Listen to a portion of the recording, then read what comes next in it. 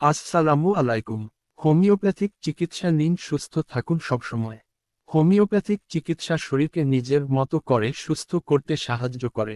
এই চিকিৎসায় মূল বিষয় হল প্রাকৃতিক উপাদান, রোগের কারণ ঠিক করা এবং রোগীর পুরো শরীর ও মনের অবস্থা দেখা হয়। শুধুমাত্র মানবদেহের একটা অঙ্গের চিকিৎসা করা হয় না। চিকিৎসার সময় মানবদেহের সকল পর্যালোচনা করে চিকিৎসা দেওয়া হয়। মূল বৈশিষ্ট্য: প্রাকৃতিক উৎস, গাছপালা, খনিজ ও প্রাণীজ উপাদান থেকে ওষুধ তৈরি হয়। পূর্ণাঙ্গ যত্ন: শুধু রোগের লক্ষণ নয়, রোগীর মানসিক ও শারীরিক ভাব দেখে চিকিৎসা হয়।